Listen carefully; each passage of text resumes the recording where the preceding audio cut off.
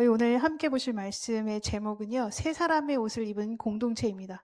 여기 앞에 성산교회를 붙여서 인사하실 때 이렇게 했으면 좋겠어요. 성산교회, 어, 성산교회는 세 사람의 옷을 입은 공동체입니다. 네. 저희 이제 3장 1절부터 11절 지난주 말씀 기억하실 겁니다. 바울이 이렇게 얘기를 했죠. 너희가 그리스도와 함께 다시 살리심을 받았으면 위의 것을 찾으라. 네. 그러면 이거는 이제 신분이 바뀌었거든요. 다시 살았다는 거예요. 그죠? 새로운 사람인데 완전한 새 신분을 가진 사람이에요. 저희가. 자, 그 전까지는 우리가 노예였다면, 종이었다면 이제는 양반이 된 거죠.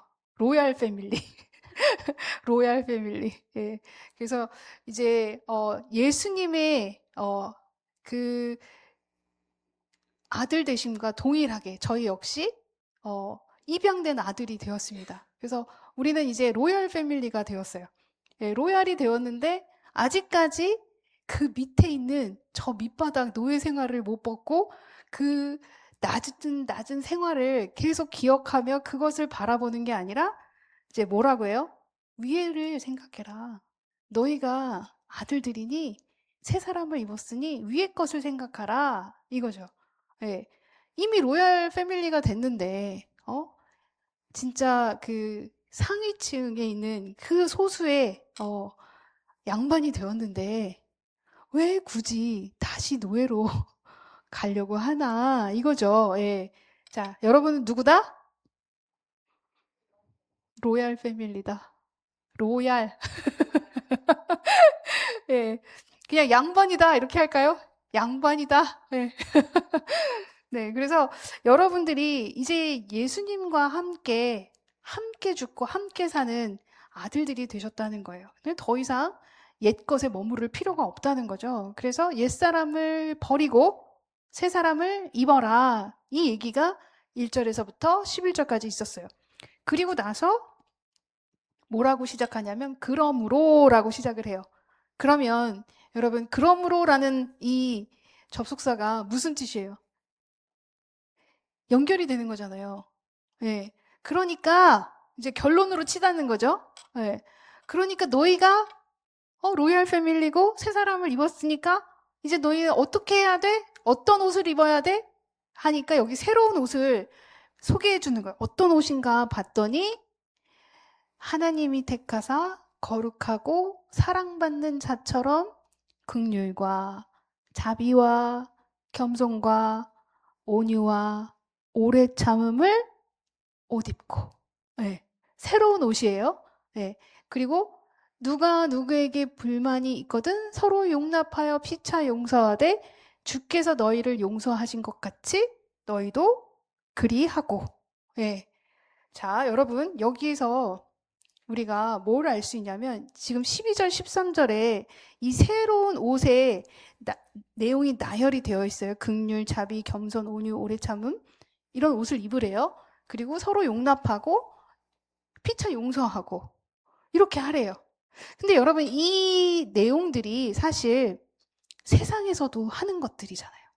그죠? 도덕적인 생각을 가지고 우리가 윤리책이나 어렸을 때 본 이런 것들은 우리가 세상에 있는 사람들도 하려고 하는 것들이에요. 그러면 우리는 로얄 패밀리인데 뭐가 다를까? 뭐가 다를까? 근데 여기에 한 가지가 더 있더라고요. 14절에 보니까 이 모든 것 위에 사랑을 더하라. 이는 온전하게 매는 띠니라.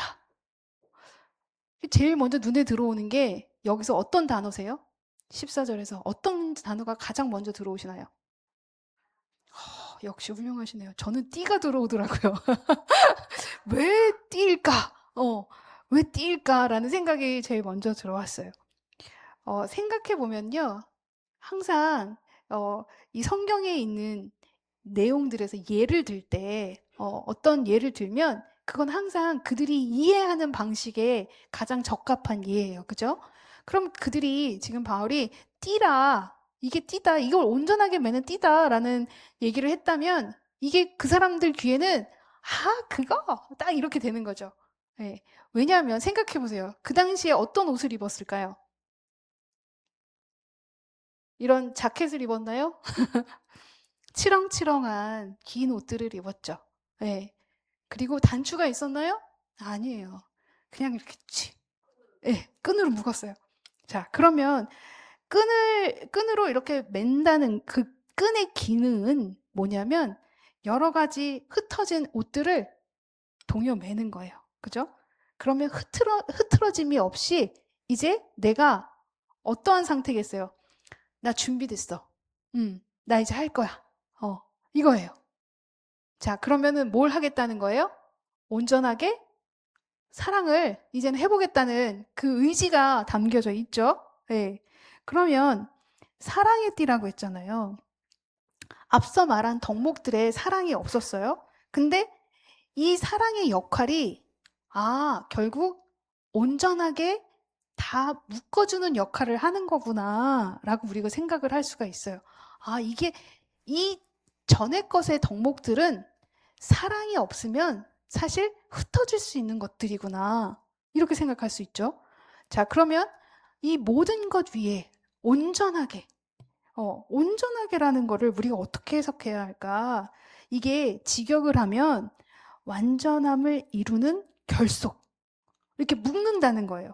그러면 사랑은요, 우리가 생각하는 세상에서 얘기하는 단순한 이성의 사랑, 부모 간의 사랑, 이런 사랑만을 얘기하는 게 아니라 공동체를 성숙함과 완전함으로 묶는 결속력을 더한다는 거예요. 그러면 이건 약간 그런 의미예요. 예를 들어서 큰 벽돌이 이제 뭐 오래 참음, 겸손, 뭐 용서, 감사 이런 항목들이라고 생각해 본다면 이게 사실 무겁지만 우리가 힘을 가해서 밀어버리면 쓰러질 수 있죠.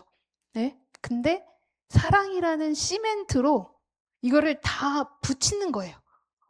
시멘트 다 발라진 벽을 우리가 이렇게 민다고 밀 수 있을까요? 못 밀죠. 약간 그런 느낌이에요.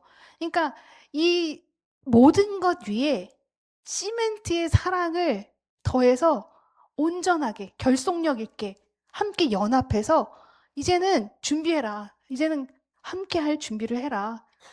이제 내가 행하겠다. 다짐하고 이제 시작하자. 이제 이런 느낌을 이 말씀 속에서 우리가 받을 수가 있습니다. 그리고 또 중요한 게 뭐냐면 15절이에요. 14절과 15절이 사실 가장 저는 중요하게 보였거든요. 15절에 뭐라고 시작을 하냐면 그리스도의 평강이 너희 마음을 주장하게 하라. 너희는 평강을 위하여 한 몸으로 부르심을 받았나니 너희는 또한 감사하는 자가 되라. 네. 자, 한 몸이에요. 개인이 아니에요. 여러분. 우리를 한 몸으로 부르셨대요. 하나래요. 네. 우리 여러분 여기 다 개개인 앉아 계세요. 네, 부부도 저렇게 다 떨어져 앉았네요. 너무너무 개인주의적인 우리의 모습이에요. 여기 부부도 떨어져 앉았고 저기 부부도 떨어져 앉았고 죄다 떨어져 앉았어요. 붙어있는 사람이 하나도 없네. 그런데 사실 한 몸이라고 하시는 거예요. 네. 그러면 남지 권사님이랑 제가 한 몸일까요? 두 몸일까요? 한 몸이에요. 그러면 남지 권사님 아프시면 제가 아파야죠. 그죠? 애통해야 되죠. 약간 우리가 한 몸으로 부르심을 받았다고 해요. 그런데 우리가 사실 굉장히 개인주의적인 성향을 가지고 있어요. 네, 저도 그렇고, 네, 우리는 그렇게 태어났어요. 네, 나만 사랑해. 네. 자녀는 그래도 많이 사랑하죠. 그죠?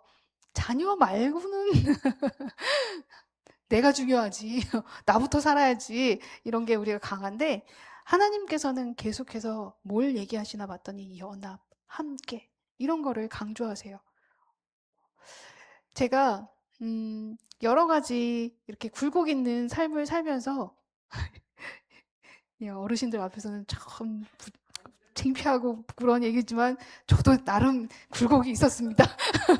이렇게 굴곡이 있는 삶을 살면서 느낀 건 뭐냐면 하나님의 사랑을 따라가는 게 결국 십자가를 자랑하는 것이고 결국 다시 하나님의 사랑을 그들에게 전하는 것이구나.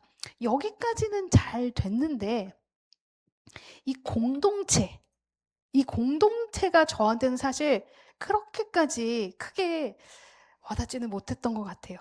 어쩌면 제 삶이 거의 대부분 해외에 있었고 해외에서는 개인주의적인 삶을 살다 보니 물론 하나님 안에서 서로 사랑하고 내가 그들을 위해서 희생하고 하는 것들은 당연하게 여겼지만 생각 자체를 공동체적인 생각으로 가지는 못했던 것 같아요.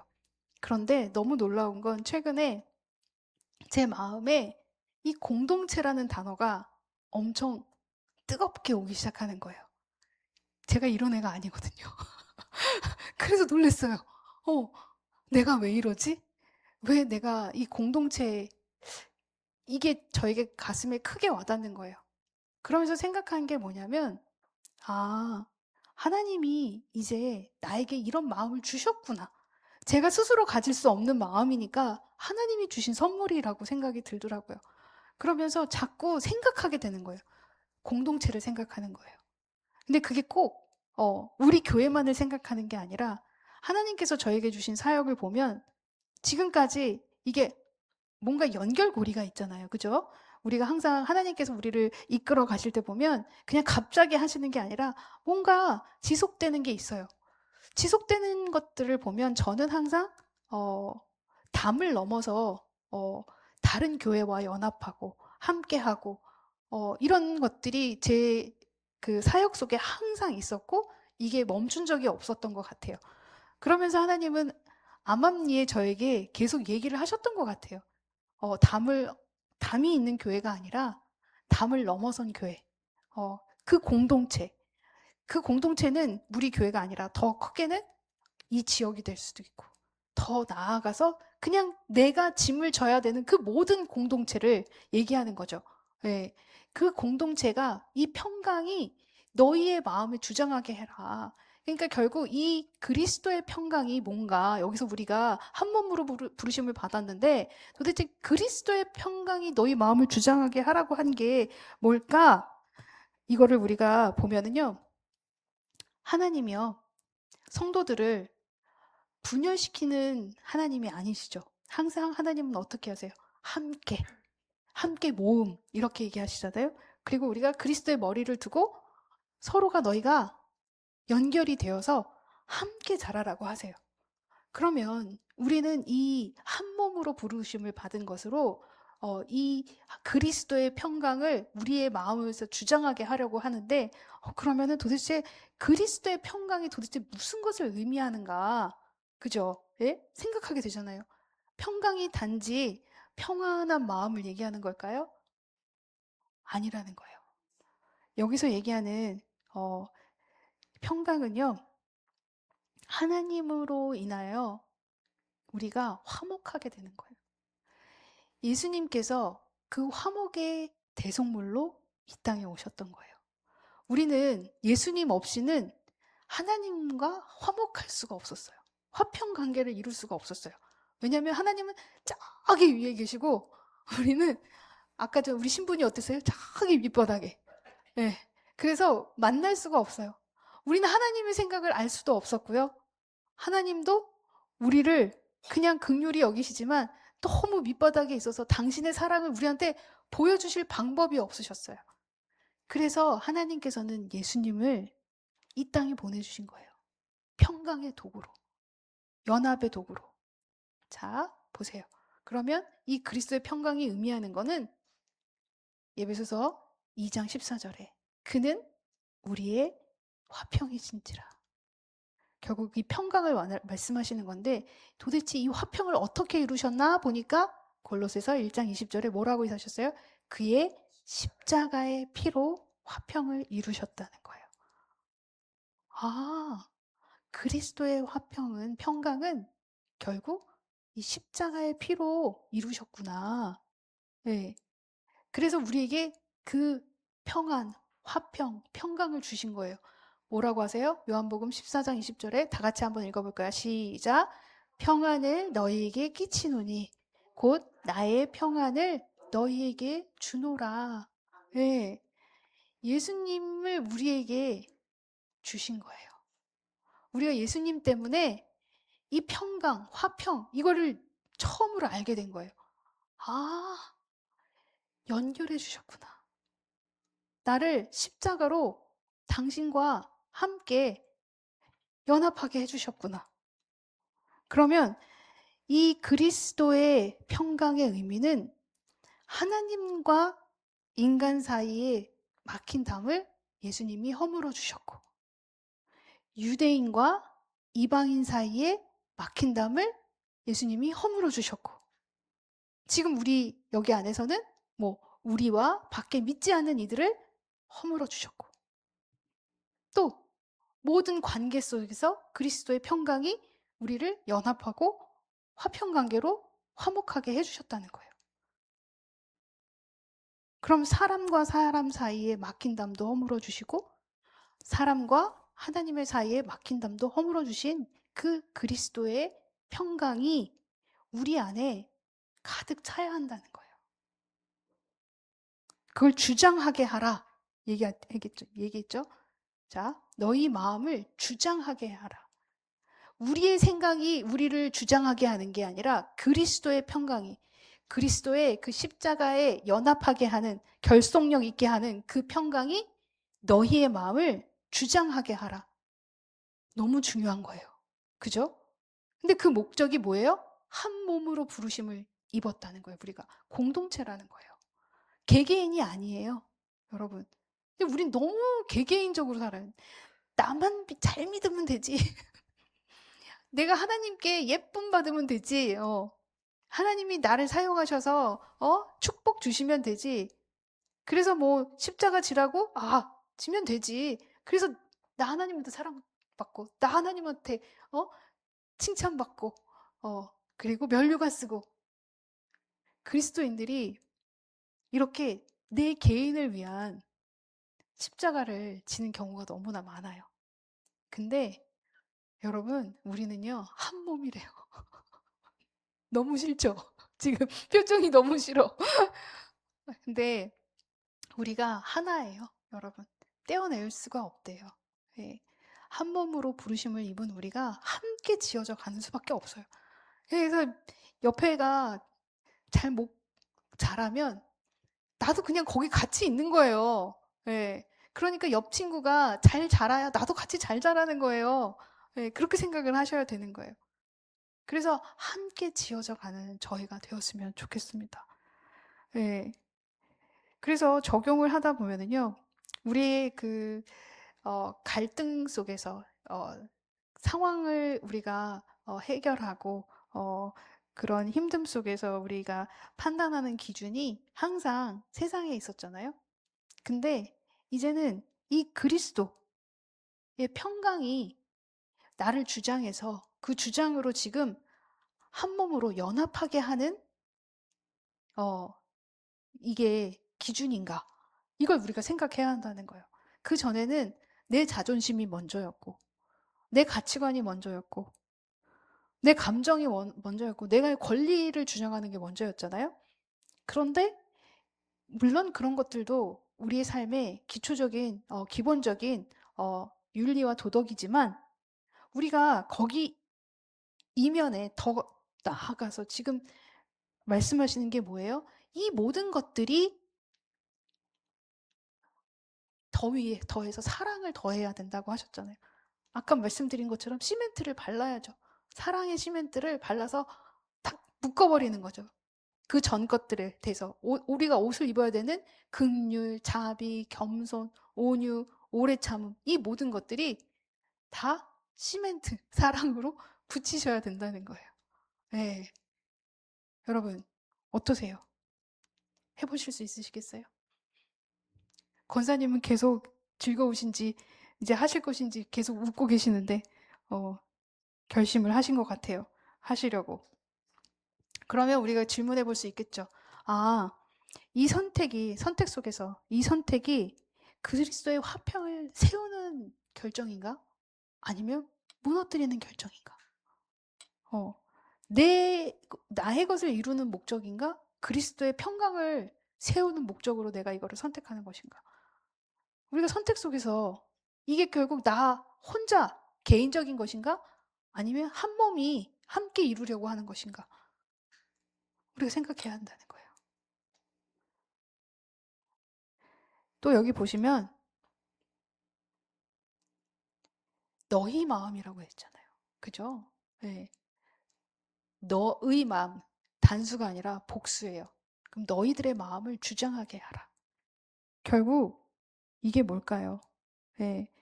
내 개인적인 내면의 것들만 생각하는 것이 아니라 공동체 전체가 그리스도의 평강에 그 판정 아래 있어야 하게 하라라는 거예요.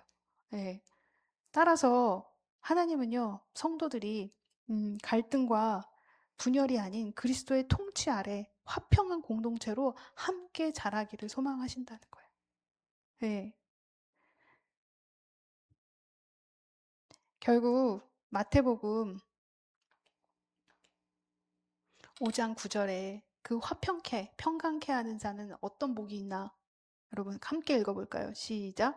화평케 하는 자는 복이 있나니 저들이 하나님의 아들이라 일컬음을 받을 것이며. 네. 화평케 하는 자가, 그 연합하게 하는 자가, 공동체를 모으게 하는 자가 결국 아들이라는 거예요. 하나님께서 예수님의 역할을 연합하게 하고 다리가 되게 하셨던 것처럼 그리스도의 평강이 평강을 하게, 평화롭게, 화평케 하게 오신 그 예수님처럼 우리 역시 복을 받고 싶으면은요, 이 아들의 역할을 감당하셔야 된다는 거죠.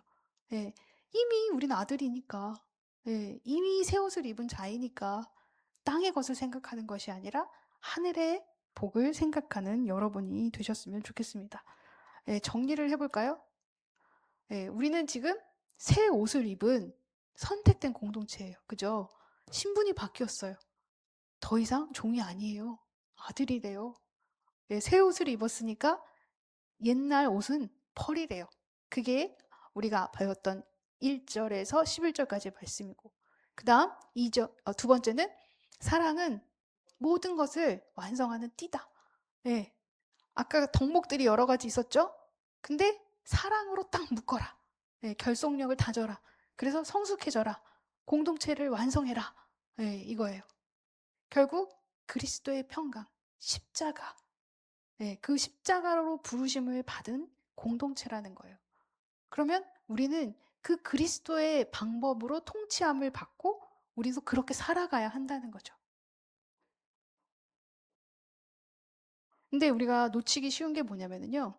이런 것들을 자꾸 윤리적으로 생각해서 그런 덕목들이 세상에서도 하는 것들이니 나도 잘하고 있는데 거기까지 하는 거예요. 근데 우리는 거기에서 한 단계 넘어가서 그거를 사랑으로, 하나님의 사랑으로 딱 묶는 그러한 우리의 완성도 있는 십자가의 사랑을 우리가 보여줘야 된다는 거죠. 안 그러면 그 세상에서 얘기하는 사랑 똑같아요. 그냥 누가 나 잘해주면 나도 잘해주고, 누가 나 잘 못해주면 나 안 보면 되지. 이렇게 생각하는 그냥 세상적인 사랑. 근데 우리는 거기서 넘어가는 거죠. 우리는 묶는 거예요. 그들이 나를 사랑하지 않아도 나는 동일하게 하나님의 사랑을 그들에게 전하는 거죠. 네. 그래서 우리가 정말 다른 사랑을 그들에게 보여주는 거예요. 그리스도의 평강을 그들에게 보여주는 거죠. 네. 또 한 가지 우리가 좀 유의했으면 좋겠는 게 뭐냐면 우리가 이렇게 열심히 하는 게 내 개인적인 신앙의 성숙만을 위한 게 아니라 함께 지어져 가야 된다는 거예요. 한 몸이라고 아까 되어 있었잖아요. 그러니까 공동체가 생각이 가지고 계셔야 된다는 거예요. 우리는 하나다. 네. 하나다. 네? 이거 되게 중요합니다, 여러분. 그러면 누군가가 힘든 가운데 있으면 우리가 예전에는 알아서 잘하겠지 하고 안 보려고 했다면 하나님, 제 눈에 저 부분이 눈에 띈 건 저에게 뭔가 함께 하라고 하시는 뜻인가요? 이게 꼭 여러분이 생각하시는 물질적인 도움만을 얘기하시는 게 아니라 함께 시간을 보내주실 수도 있고요. 뭔가 따뜻한 말의 위로가 여러분을 통해서 나갈 수도 있고요. 이렇게 함께 지어져가는 공동체가 되기를 소망합니다. 그러나 결국 제일 중요한 거는요. 여러분 16절, 17절. 네. 이 모든 걸 할 수 있는 방법은요. 우리 스스로는 안 되고요. 하나님의 말씀으로 가능케 한다는 거예요. 제가 얘기하는 게 아니죠. 16절에 뭐라고 되어 있어요? 그리스도의 말씀이 너희 속에 풍성히 거하여 모든 지혜로 피차 가르치며 권면하고 시와 찬송과 신령한 노래를 부르며 감사하는 마음으로 하나님을 찬양하고 또 무엇을 하든지 말에나 일에나 다 주 예수의 이름으로 하고 그를 힘입어 하나님 아버지께 감사하라. 네, 아멘. 우리는요, 사실 여러 가지 갈등 속에서 언제나 우리의 생각에 개인적인 선택을 가장 중요시하고 그것들로 선택들을 하며 땅의 것을 바라보며 살아왔어요.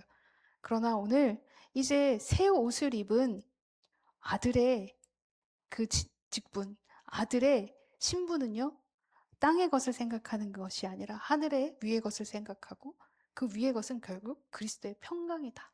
네, 십자가로 하나님과 우리의 관계를 묶어주신 그 역할을 우리가 여기서, 이 땅에서 세상에 다시 묶어주는 역할로 여러분이 정말 서셨으면 감사하겠습니다.